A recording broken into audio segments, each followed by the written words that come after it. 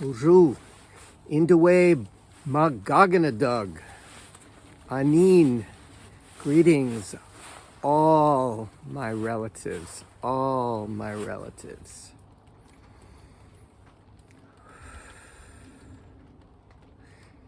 Yeah, taking that deep breath. Kajig Indijnakas, sky otter here. So loving and appreciating the indigenous tradition of respect for earth, air, fire, and water.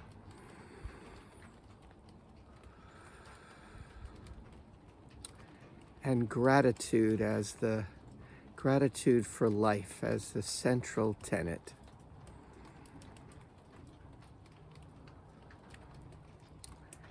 So slowing down, coming fully into this present moment, which is the eternal now.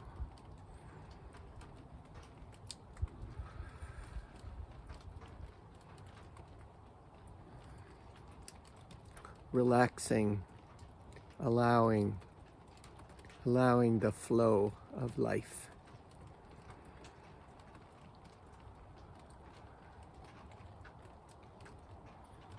So the topic is the separate self.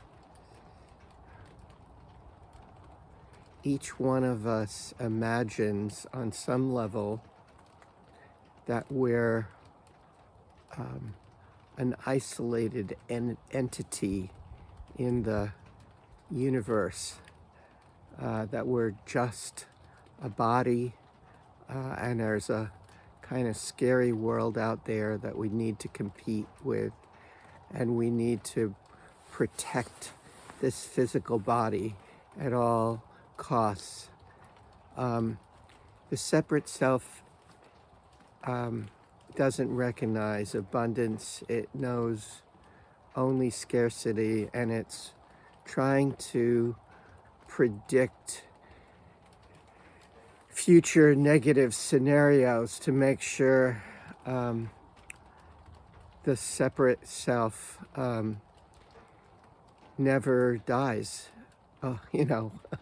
but secretly knows it's going to. I'm sorry, I just find that really funny. I find it funny just because it's not true, but it takes some digging to realize that we're not.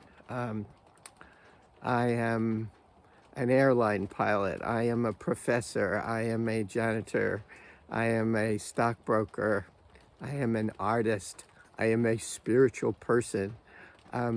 These are all ego roles.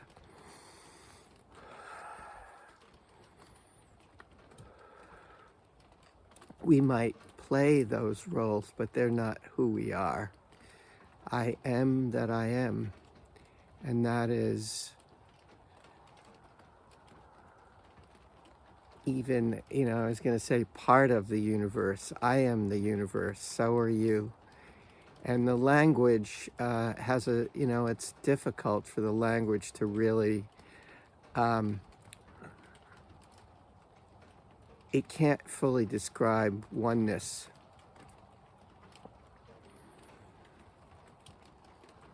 And oneness, a deep, lasting understanding of our oneness is liberation. We don't feel alienated or separate anymore.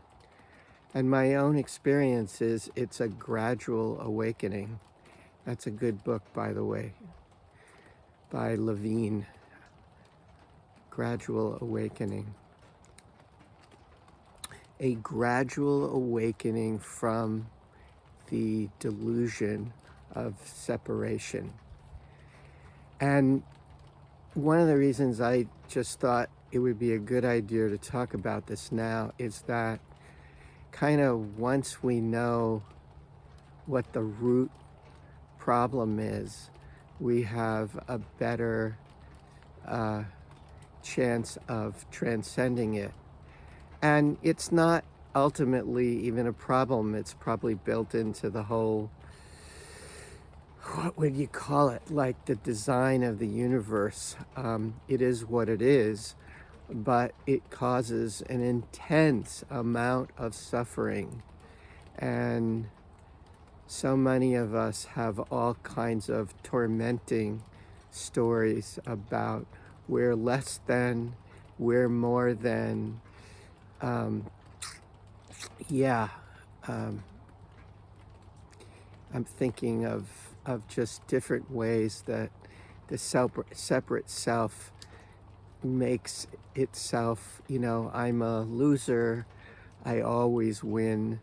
Um, it's nicer to have a I always win story, but number one, it's not true, and number two, it's more pleasant to have a winning story, but ultimately, it's not who we are. We are the shared being, the one consciousness, the one life. And don't take my word for it. Check it out for yourself. The Buddha said wisdom and compassion would grow out of his teachings, and this is part of that. He recognized the delusion of separation long ago, and that's why I'm such a fervent deep ecologist, because if you look deeply into nature, it's so clear. There's no separation, just unity. Diversity, yes, but diversity in unity.